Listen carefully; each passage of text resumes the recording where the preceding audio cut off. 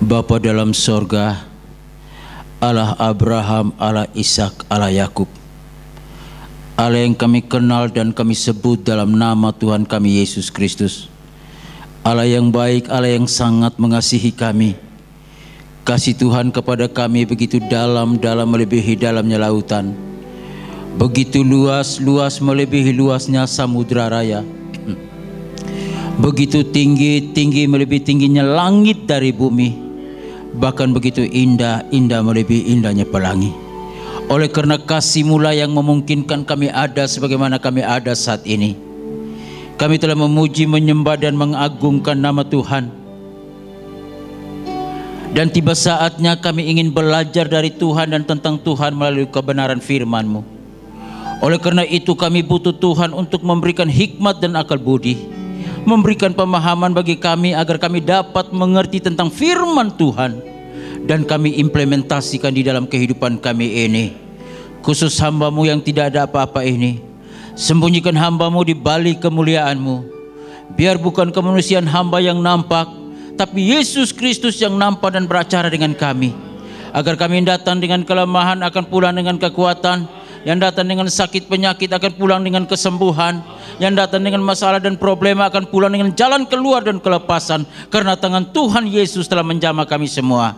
Mari Roh Kudus yang manis, berkerialah dengan leluasa di tempat ini. Halokan roh-roh yang bukan datang dari Allah, yang ingin menghalangi kami untuk merenungi kebenaran firman Tuhan. Kami sehati di dalam nama Tuhan Yesus Kristus. Engkau keluar, tinggalkan hati dan pikiran kami, tinggalkan ruangan ini, biar Roh Kudus saja menjamah, menolong dan memberkati kami semua. Terima kasih Bapa, kami siap merenungi kebenaran firman Tuhan. Di dalam nama Tuhan Yesus Kristus kami berdoa. Haleluya, amin. Salam. Silakan duduk, Tuhan Yesus memberkati. Saya ingin mengajak Bapak Ibu Saudara sekalian untuk memahami kebenaran firman Tuhan, karena beberapa minggu ini saya sedang khotbah dengan serial khotbah mengapa terjadinya stres dan bagaimana mengatasinya. Ada sub-judul, sub-tema atau judul yang disampaikan dalam tema besar ini, yakni kecewa dapat mengakibatkan stres, goal dan rencana yang tidak realistis dapat mengakibatkan stres. Dan saat ini saya akan menyampaikan dengan judulnya, kompetisi yang tidak sehat dapat mengakibatkan stres. Mari kita buka Alkitab kita dari 1 Samuel pasal 18 ayat 6 sampai ayat 8. Mari saya mengundang Bapak Ibu sekalian untuk bangkit berdiri. Kita baca beberapa ayat ini, 1 Samuel pasal 18 ayat 6 sampai ayat 8. Kita baca, sudah ada di layar sini. Dan mari kita juga yang bawa Alkitab, kita bisa baca. Kita baca bersama-sama 1 Samuel pasal 18 ayat 6 sampai ayat yang ke-8. Tadi sudah ada di layarnya, sudah. Di topik itu sudah ada. Ya, ini ayatnya. Kita baca bersama-sama. 1, 2, 3. Tetapi pada waktu mereka pulang, ketika Daud kembali sesudah mengalahkan orang Filistin itu, keluarlah orang-orang perempuan dari segala kota Israel menyongsong Raja Saul sambil menyanyi dan menari-nari, dengan memukul rebana, dengan bersukaria dan dengan membunyikan gerincing. Dan perempuan yang menari-nari itu menyanyi berbalas-balasan. Katanya, Saul mengalahkan beribu-ribu musuh, tetapi Daud berlaksa-laksa. Lalu bangkitlah amarah Saul dengan sangat, dan perkataan itu menyebalkan hatinya, sebab pikirnya kepada Daud, diperhitungkan mereka berlaksa-laksa, tetapi kepadaku diperhitungnya beribu-ribu. Akhir-akhirnya jabatan raja itu pun jatuh kepadanya. Amin. Silakan duduk. Tuhan Yesus memberkati. Judul khotbah kita, kompetisi yang tidak sehat dapat mengakibatkan stres.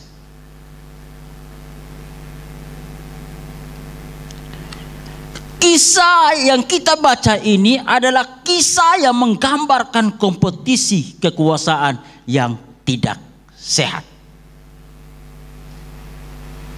di mana para wanita Yahudi mereka bernyanyi memuji Daud. Daud mengalahkan berlaksa-laksa, tetapi Saul beribu-ribu. Kedengaran oleh Saul dan sakit hatinya. Dia ketakutan. Jangan-jangan jabatan raja ini jatuh pada Daud. Hal semacam ini berlaku bagi banyak orang dalam bidang hidup yang berbeda dan menciptakan stres bagi banyak orang. Bisa saja terus ke bawah di PowerPoint, terus ke bawah. Hal ini terjadi bagi siapa saja. Bisa terjadi di dalam keluarga ketika menghadapi kompetisi yang tidak sehat. Bisa saja terjadi dalam dunia pendidikan. Bisa saja terjadi dalam dunia institusi gereja. Persaingan, kompetisi terjadi. Tapi kompetisi yang terjadi adalah kompetisi yang tidak sehat. Dapat menyebabkan seseorang menjadi stres. Mengapa seseorang berada dalam kompetisi yang tidak sehat, yang merugikan dirinya, dan bagaimana mengatasinya? Oleh karena itu ada dua kebenaran penting, dua hal yang perlu kita renungkan dalam pokok ini. Yang pertama, mari kita lihat. Yang pertama, bisa ke bawah terus, next. Yang pertama kita bisa lihat, mengapa seorang berada dalam kompetisi yang tidak sehat. Kompetisi itu, persaingan itu tidak dosa, tidak salah. Persaingan itu baik dan tidak dosa. Tetapi persaingan atau kompetisi yang tidak sehat itu dapat mengakibatkan dosa dan membuat seseorang menjadi stres. Mengapa terjadi kompetisi yang tidak sehat? Seseorang berada dalam kompetisi yang tidak sehat karena ia tidak menyadari anugerah Allah dalam dirinya. Terus ke bawah. Ya. Seseorang berada dalam kompetisi yang tidak sehat karena ia tidak menyadari anugerah Allah ada pada dirinya. Mari kita baca ayat yang di bawah ini. Yang di bawah ini ayat. Kita baca bersama-sama dalam 1 Samuel pasal 18 ayat yang ke-12. Kita baca bersama-sama. 1, 2, 3. Saul menjadi takut kepada Daud karena Tuhan menyertai Daud, sedang daripadanya ia telah undur. Seseorang berada dalam kompetisi yang tidak sehat karena ia tidak menyadari anugerah Allah dalam dirinya. Saul sedang berada dalam kompetisi yang tidak sehat, di mana dia menyadari bahwa roh Allah ada pada Daud, sedangkan roh Allah telah mundur daripadanya. Mulai dia takut. Dia tidak menyadari bahwa anugerah Allah ada dalam dirinya. Dia takut, dia cemas, dan dia memusuhi Daud. Padahal kalau dia mau menyadari bahwa ketika dia diangkat menjadi raja, itu pun atas seizin Allah. Tetapi kita melihat dia sedang menghadapi, bersaing atau ada dalam kompetisi yang tidak sehat. Dia takut, dia cemas, dan sampai kepada saat stres dia ingin melakukan sesuatu yang buruk terhadap Daud, karena dia tidak menyadari bahwa anugerah Allah ada dalam dirinya. Sebejat-bejatnya sedosa-dosanya kita, tapi anugerah Allah tetap ada dalam diri kita. Dia yang menciptakan kita, dia yang mengizinkan kita hidup, dan dia yang mengizinkan kita ada sebagaimana kita ada dalam dunia ini. Kalau begitu berarti anugerah Allah itu ada dalam diri kita. Oleh karena itu, ketika kita jatuh dalam dosa, ketika kita tidak mau mengalami satu kemampuan atau memiliki satu kemampuan, selayaknya kita datang kepada Allah dan menyukuri kasih dan anugerahnya, minta pengampunan daripadanya, dan pengampunan itu akan mewarnai kehidupan kita. Selayaknya Saul melakukan hal itu. Kalau dia menyadari anugerah Allah ada dalam dirinya, dia tidak cemas dan putus asa, dia tidak stres, dia tidak memusuhi Daud, tetapi dia berkata, Tuhan, aku telah berbuat salah, ampuni, suci, kuduskan aku. Dan dia merasakan anugerah Allah itu ada dan mewarnai kehidupannya. Tidak ada orang yang perfect, Tidak ada orang yang sempurna dalam dunia ini. Setiap orang pernah jatuh dalam dosa, termasuk Saul. Cuma bedanya, orang-orang tertentu tidak menyadari bahwa anugerah Allah ada dalam dirinya. Mereka cemas, mereka putus asa, mereka membenci satu dengan yang lain. Tapi orang-orang yang menyadari bahwa anugerah Allah ada dalam dirinya, ketika dia jatuh dalam dosa karena perbuatan dan ulahnya sendiri, dia datang mohon pengampunan dari Allah, dan Allah menyatakan kuat kuasa dan pengampunan dalam dirinya. Saul menjadi takut kepada Daud. Dia takut kepada Daud karena Tuhan menyertai Daud. Sedangkan daripadanya pada Saul, ia telah undur. Kenapa roh Allah undur daripada Saul? Karena dosa dan salah yang dia perbuat. Tetapi kalau Saul datang kepada Tuhan mohon pengampunan, pasti dia tidak merasa cemas takut. Dia tidak stres dan putus asa. Dia merasakan anugerah Allah itu dalam kehidupan.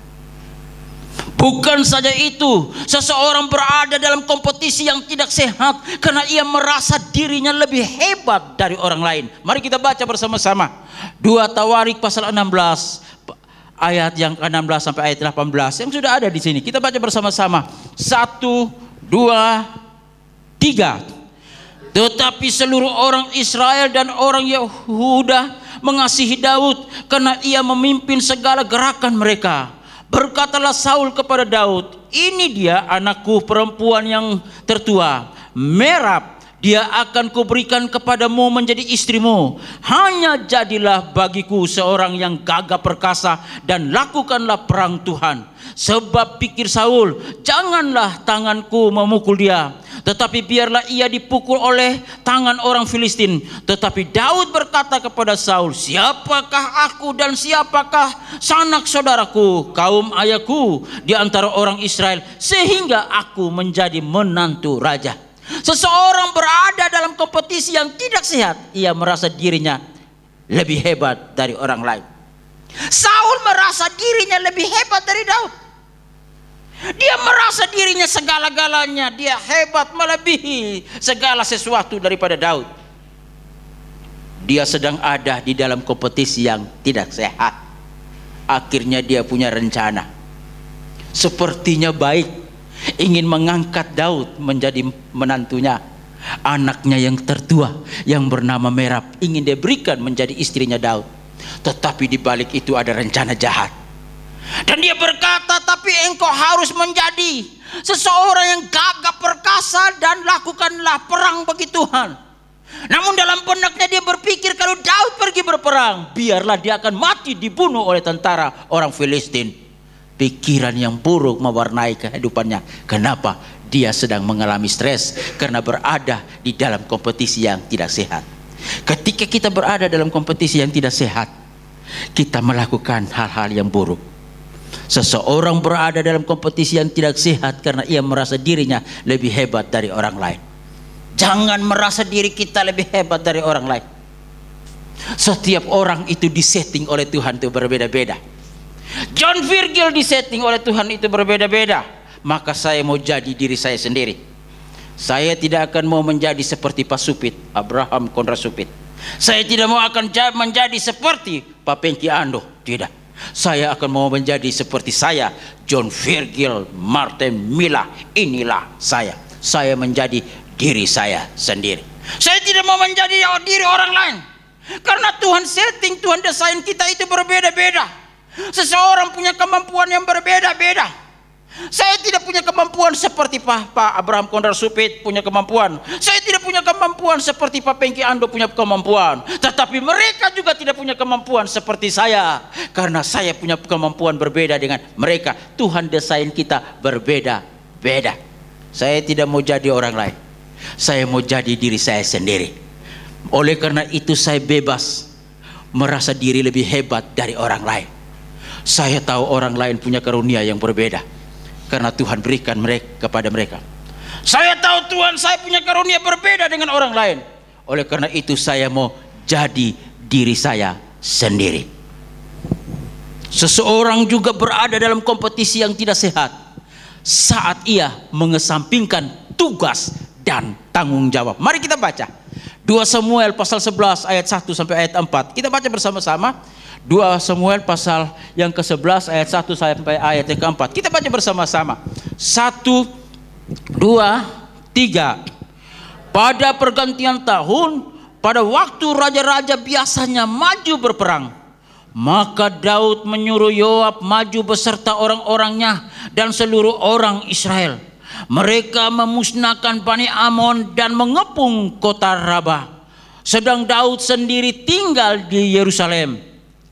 Sekali peristiwa pada waktu petang, ketika Daud bangun dari tempat pembaringannya, lalu berjalan-jalan di atas soto istana, tampak kepadanya dari atas soto itu seorang perempuan sedang mandi. Perempuan itu sangat elok rupanya. Lalu Daud menyuruh orang bertanya tentang perempuan itu, dan orang berkata, itu adalah Batseba binti Eliam, istri Uriah yang orang Het itu. Sesudah itu Daud menyuruh orang mengambil dia. Perempuan itu datang kepadanya, lalu Daud tidur dengan dia. Perempuan itu baru selesai membersihkan diri dari kenajisannya, kemudian pulanglah perempuan itu ke rumahnya. Seseorang berada dalam kompetisi yang tidak sehat saat ia mengesampingkan tugas dan tanggung jawabnya. Di sini pada pergantian tahun, biasanya para raja pergi berperang untuk melawan musuh. Tugas dan tanggung jawab yang harus dilakukan oleh Daud, tetapi Daud mengabaikan tugas dan tanggung jawab. Dia suruh orang lain untuk pergi berperang, anak buah dan panglimanya pergi berperang. Seharusnya dia sebagai raja untuk memimpin prajurit-prajuritnya untuk pergi berperang, tapi dia mengabaikannya tugas dan tanggung jawab itu. Pada saat dia mengabaikan tugas dan tanggung jawab itu, dia sedang berada dalam kompetisi yang tidak sehat. Dia sedang ada dalam satu persaingan yang tidak sehat, dan saya yakin dia sedang bersaing dengan iblis. Iblis menggodanya, dan iblis mengarahkannya dari di atas sudut soto rumah, dan dia lihat ke bawah seorang wanita sedang mandi. Dosa mulai mengintipnya. Pada saat kita mengabaikan tanggung jawab kita yang Tuhan percayakan kepada kita, ingat, kita sedang berada dalam kompetisi yang tidak sehat. Kalau Tuhan panggil kita dan dia berikan tanggung jawab kepada kita, kerjakanlah itu. Ketika Tuhan panggil kita dan berikan tanggung jawab kepada kita untuk melayani Tuhan, untuk memimpin jemaat Tuhan, untuk mengembalakan, untuk melakukan sesuatu, untuk memberikan nasihat, untuk berbuat sesuatu bagi kemuliaan nama Tuhan, lakukan itu. Pada saat kita mengabaikan tugas dan tanggung jawab itu, ingat, kita sedang berada dalam kompetisi yang tidak sehat. Iblis datang mulai menggoda kita. Dia mau mulai menghancurkan kita. Seseorang berada dalam kompetisi yang tidak sehat saat ia mengesampingkan tugas dan tanggung jawab. Oleh karena itu, kalau ada tugas dan tanggung jawab, kerjakan itu, lakukan itu, buat sesuatu bagi kemuliaan nama Tuhan, dan Tuhan akan sertai. Jangan coba-coba abaikan, mengesampingkan tugas dan tanggung jawab yang Tuhan berikan kepada kita. Kerjakan besar atau kecil, kerjakan, lakukan yang terbaik bagi kemuliaan nama Tuhan, dan Tuhan akan menyertai kita. Seseorang juga berada dalam kompetisi yang tidak sehat saat ia menolak nasihat dan kritikan. Kalau kita membaca dalam 2 Tawarik pasal 18 ayat 4 sampai ayat yang ke-22. Tapi coba kita baca saja, biar ayat ini panjang kita baca. Coba saya minta ayatnya saja. Ini di sini saya hanya ringkaskan saja. Kita lihat 2 Tawarik pasal 18 ayat 4 sampai ayat yang ke-22. Kita baca berbalas-balasan. 2 Tawarik pasal 18 ayat 4 sampai ayat 22. Yang pria ayat 4, yang wanita ayat 5, dan ayat 22 kita akan baca bersama-sama. Kita baca yang pria dulu ayat yang keempat. 1, 2, 3. Tetapi Yosafat berkata kepada Raja Israel, baiklah, tanyakan dahulu firman Tuhan.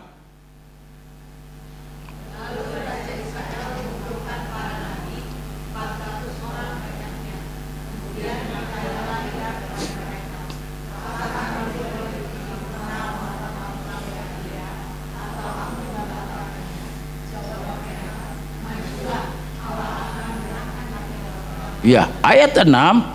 Tetapi Yosafat bertanya, tidak adakah lagi di sini Nabi Tuhan? supaya dengan perantaranya kita dapat meminta petunjuk. Ayat 7, silakan Pak Wanita.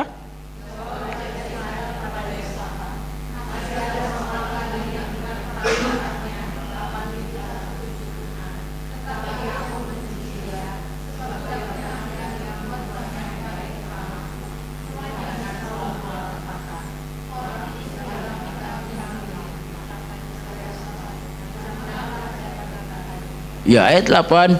Kemudian Raja Israel memanggil seorang pegawai istana. Katanya, jemputlah Mika bin Yimlah dengan segera.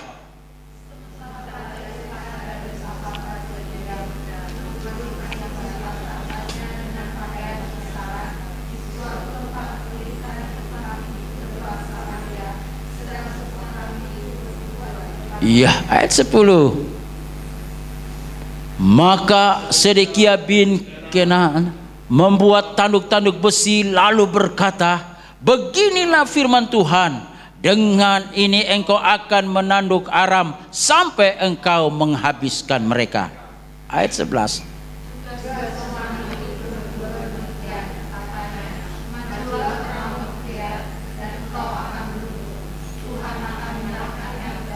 Ya, ayat 12. Suruhan yang pergi memanggil Mika itu berkata kepadanya, ketahuilah nabi-nabi itu sudah sepakat meramalkan yang baik bagi raja. Hendaklah engkau juga berbicara seperti salah seorang daripada mereka dan meramalkan yang baik.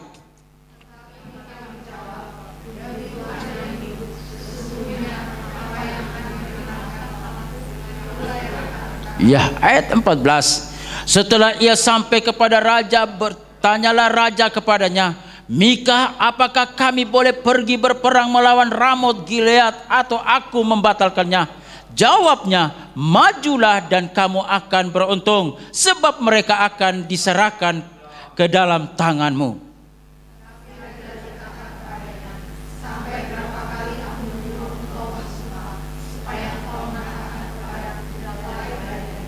Ya, ayat 16. Lalu jawabnya, telah kulihat seluruh Israel bercerai-berai di gunung-gunung seperti kambing domba yang tidak mempunyai gembala. Sebab itu Tuhan berfirman, mereka ini tidak punya Tuhan, baiklah masing-masing pulang ke rumahnya dengan selamat.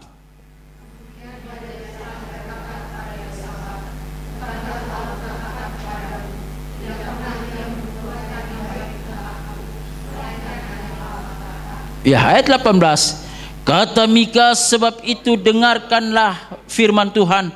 Aku telah melihat Tuhan sedang duduk di atas takhtanya, dan segenap tentara sorga berdiri di sebelah kanannya dan di sebelah kirinya.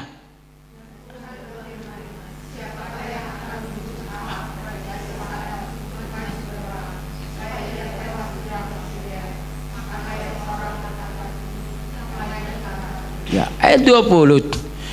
Kemudian tampillah suatu roh lalu berdiri di hadapan Tuhan. Ia berkata, aku ini akan membujuknya. Tuhan bertanya kepadanya, dengan apa?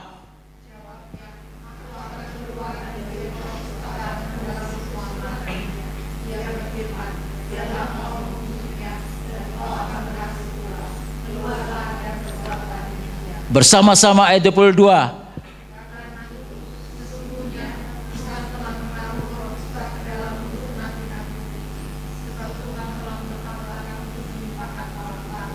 Ya, sekali lagi bersama-sama. 1, 2, 3.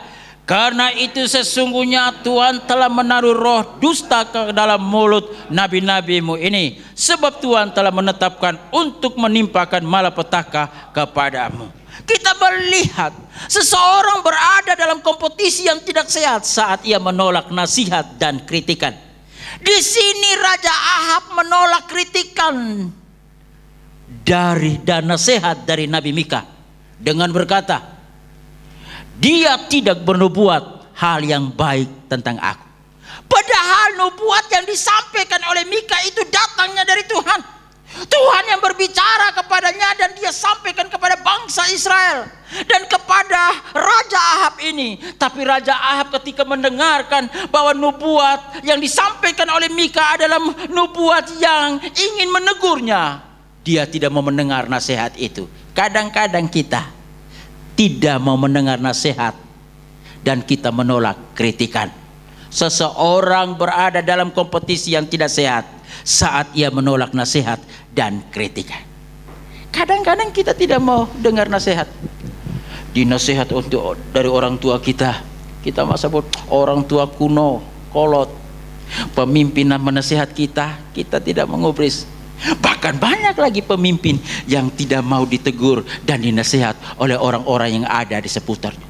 Para pemimpin merasa bahwa dia hebat, dia melebihi dari orang lain, dia mampu, dia punya kuasa. Jadi dia tidak mau mendengar teguran-teguran dari orang-orang yang berada di bawahnya. Dia merasa dirinya perfect. Itu seperti Raja Ahab, merasa dirinya perfect, merasa dirinya sempurna dan luar biasa. Dia tidak mau mendengar dan bahkan menolak kritikan dari Nabi Mika. Padahal Nabi Mika itu mendapat wejangan datang dari Allah. Kadang-kadang kita demikian. Istri nggak mau ditegur oleh suami, dikritik oleh suami. Apalagi suami nggak mau dikritik oleh istri. Istri kritik sedikit suaminya tersinggung. Kritik gue pergi tinggalkan engkau, pergi dengan wanita lain. Padahal sebenarnya kita perlu dikritik dan ditegur oleh orang lain. Tapi orang yang mengkritik, yang menegur itu harus punya hikmat. Kritik dengan baik, dengan bahasa yang positif, berikan dorongan dan kekuatan. Berdoa dulu baru mengkritik orang lain. Jangan dikit-dikit kita kritik orang, jangan dikit-dikit kita kritik orang. Orang tidak mengubrisnya itu. Tapi orang yang baik, anak Tuhan yang benar, dia mau menerima kritikan dan keteguran karena dia tahu di balik itu semua ada hikmat, berkat dan anugerah Tuhan. Apalagi orang yang bersandar kepada Tuhan, yang memiliki roh Allah, hikmat yang datang dari Allah. Biarlah dia kritik kita, biarlah dia tegur kita untuk membawa kebaikan dan positif dari kehidupan kita. Jadilah pemimpin Kristen, jadilah orang-orang yang melayani Tuhan dengan menerima kritik dan teguran, dengan terbuka hati, berbesar hati, karena kita tahu di balik itu semua ada maksud, berkat dan anugerah, tujuan Allah yang mulia. Kita melihat bukan saja itu, seseorang berada dalam kompetisi yang tidak sehat saat ia mengandalkan dirinya sendiri. Kita lihat Amsal pasal yang ketiga ayat 5 sampai ayat yang ke-6. Kita baca bersama-sama. Amsal 3 ayat 5 sampai ayat yang ke-6. Ya sudah ada ini, mari kita baca bersama-sama. 1, 2, 3. Percayalah kepada Tuhan dengan segenap hatimu dan janganlah bersandar kepada pengertianmu sendiri. Akuilah dia dalam segala lakumu, maka ia akan meluruskan jalanmu. Seseorang berada dalam kompetisi yang tidak sehat saat ia mengandalkan dirinya sendiri.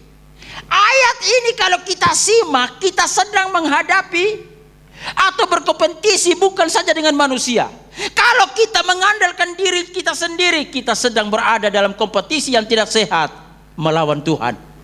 Dikatakan sini, seseorang yang berada dalam kompetisi yang tidak sehat saat ia mengandalkan dirinya sendiri. Percayalah kepada Tuhan dengan segenap hatimu dan janganlah bersandar kepada pengertianmu sendiri. Akuilah dia dalam segala lakumu, maka ia akan meluruskan jalanmu. Kalau kita sedang mengandalkan pikiran kita, kita sedang mengandalkan diri kita sendiri, kita sedang berada dalam kompetisi melawan Allah. Seseorang berada dalam kompetisi yang tidak sehat saat ia mengandalkan diri sendiri. Untuk apa kita andalkan diri kita sendiri? Diri kita ini terbatas. Seseorang pernah berdialog dengan saya, sebenarnya bukan berdialog pribadi, karena di dalam satu kelas teologi di program pasca sarjana. Mungkin karena pada waktu itu saya sedang mengajar teologi kontemporer.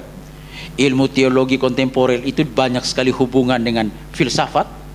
Mulai pencetus teologi kontemporer itu mulai dari Aristoteles, seorang orang yang mengandalkan rasio, filosofi, seorang filsuf yang hebat, yang mulai dari akal segala sesuatu itu bisa kita sampai kepada sesuatu yang benar itu ada dalam akal kita, ada dalam pikiran kita.